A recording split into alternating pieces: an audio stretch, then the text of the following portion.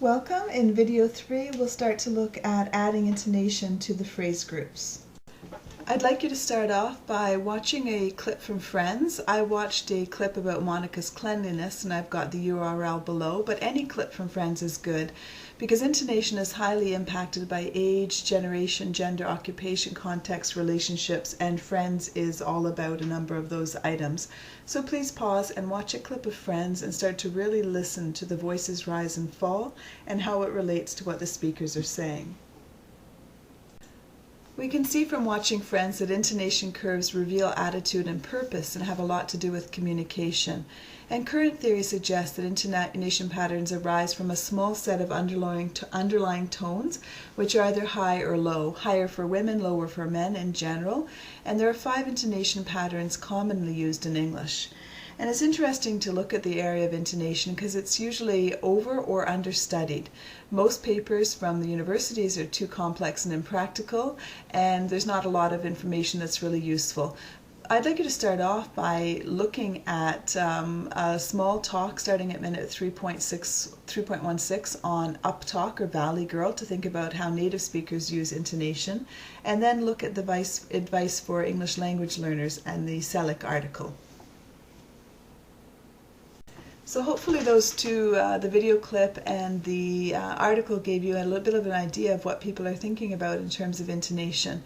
For our class's purposes, we're going to simplify English into 5 patterns that are easy to work with in a class. The high rise, the low rise, the flat, the rise fall, and the fall fall. When I'm teaching intonation, I usually draw an arrow going upwards on the board with high-rise intonation near the top, and at the bottom an arrow going downwards with fall and fall intonation. But I usually start with teaching high-rise intonation because students have usually noticed it and they find it very interesting. This is the intonation pattern that's used on yes-no questions in parentese, which used to be called motherese but is now gender neutral, on Valley Girl, which is a stronger version of the uptalk or upspeak the gentleman was talking about in the video clip, elation, shock surprise, kindergarten teachers, and fairy tales. And there's a reason why it's in all of these categories of speech, and it's because all of these categories require an immediate response from the listener.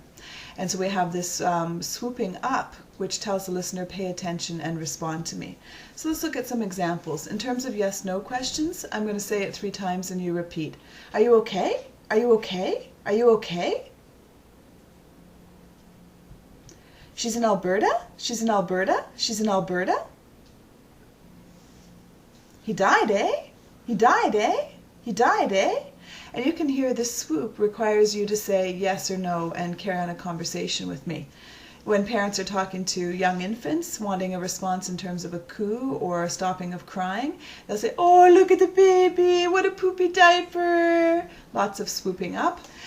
Teenage girls at the mall talking, and I apologize for the error at the end here, it should be he looks like Bieber. I saw this guy, he was so cute, he looked like Bieber. If somebody's lost, I can say, you guys lost? I can say, it's story time, everyone sit on the carpet, and then once upon a time. So we've got lots of high rises going up. The low rise intonation pattern is what I usually teach next, and this is a pattern that's very common in Canada. It's this pattern that has people from outside of Canada saying that Canadians are so polite and so friendly. And this is where the intonation goes up on almost every phrase, but just a little bit, just enough to sound like you want a positive response from other people.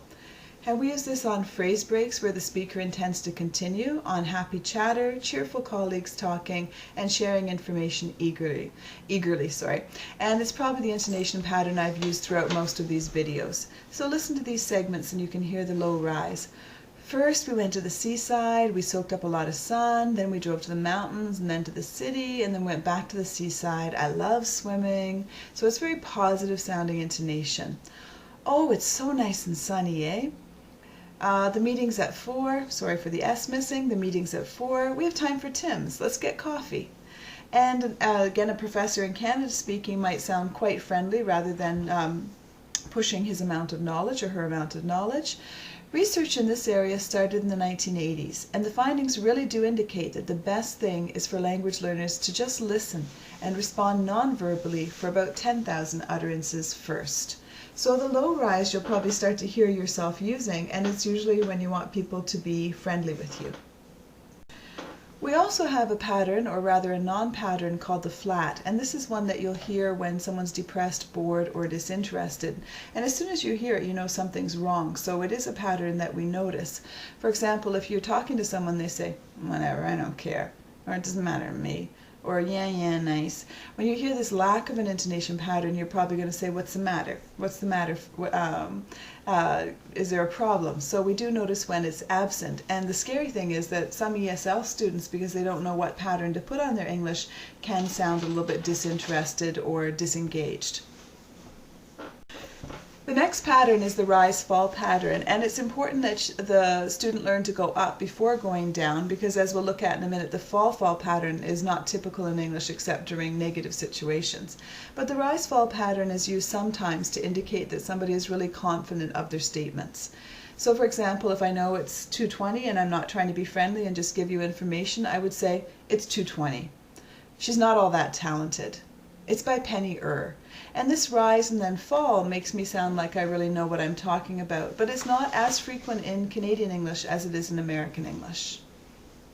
And here we have the fall-fall pattern. This is where the voice doesn't go up at all, but simply falls, or falls and even falls again. And English speakers use this when they want to sound scathing, when they're being sarcastic, arrogant, ordering people around, sounding snobby, or acting like an army commander. That is my interpretation of what an army commander sounds like anyway. So here we have some examples. Well, it looks like he's late again. And you can hear that my voice is in its lower range and going lower. If I'm being sarcastic, someone has 2 out of 10, and I say, that's a really good mark. My voice is again low, going lower. I say, obviously. I'm counting to 3. Move. We just bought a new Lexus. Or everyone fall in. I can't even do the Army Commander one, but you get the idea. When the voice is low and goes lower in English in terms of intonation, this is an indication that something is wrong. Therefore, it's not a popular pattern. And the scary thing is, my daughter was laughing at me because I called the other thing the scary thing. The scary thing is that people of Slavic backgrounds, when they speak English, can sound quite negative in English because they have the fall at the end of an utterance. So in terms of adding intonation, you can see that some types of intonation are used to give linguistic or cognitive or grammatical information. They're tied to the phrase type and sentence type. We had the example which is in B here, is this yours? That is to indicate a yes/no question. But we also have it in A and C, in A on directions and in C on a list. So look at A. Take the second turn on the left. We give directions with a particular intonation pattern, which is very similar to C, which is giving a list. I bought apples, bananas, and mangoes. A native speaker of English will have a rise, and then a rise, fall. So they'll continue rising as long as the list will continue until the last item when they'll have a rise, fall. I bought apples, bananas, and mangoes. We also have pragmatic, social, emotional, affective intonation. I use all the terms because if you Google them, different researchers use different ones. And these always tie to the emotional intent and desired response. We see a lot of these in the Friends sitcom. So for example, A, in terms of sarcasm, I can say, that's a really great plan. B, a threat. I'm going to count to 3.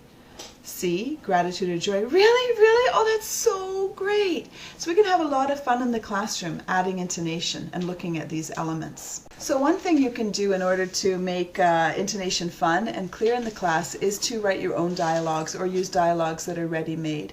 And the important thing is that the students should first examine who, what, where, and when of the dialogue, and that is the only thing that can tell you how people might actually say it. So I usually do this as a reading activity first, having the students work in pairs or small groups thinking about who, what, where, and when this dialogue is taking place, and then together we practice how it would be delivered. I'm going to give you an example with the next one. Alright, here's an example that I used last year with my students, and my daughter had helped me to write it first of all. So I'm going to play number 2 and she's going to play number 1 and have a listen to the intonation patterns. Oh my gosh, I love your top. Where did you get it?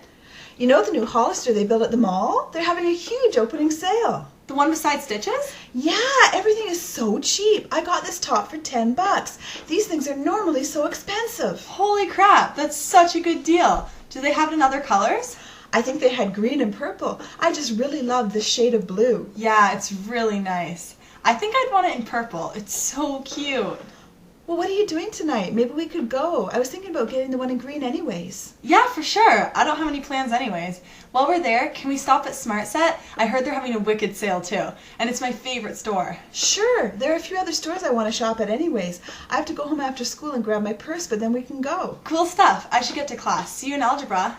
Kay, you should come over sometime and see my closet full of stuff. 2 shopaholics in heaven. Let's do it. Later. Later! So you can see it's a little awkward for me, but that is, the students love that kind of thing.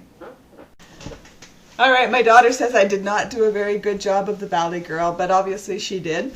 Alright, so just in conclusion, we need to think about chunking language into thought groups and adding intonation, and the last example was obviously for a younger class. If you're looking at other students, you need to write dialogues that will really suit them.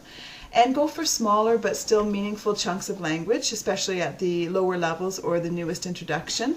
Encourage stress and intonation with only occasional pausing. Try to overemphasize the stress and intonation patterns so it's a clear target, and again 3 to 7 repetitions minimum. And use speech objects that were meant, sorry, no T there, to be read aloud, dialogues, poems, speeches, etc. So there's our introduction, and we'll continue on looking at intonation. Thanks very much.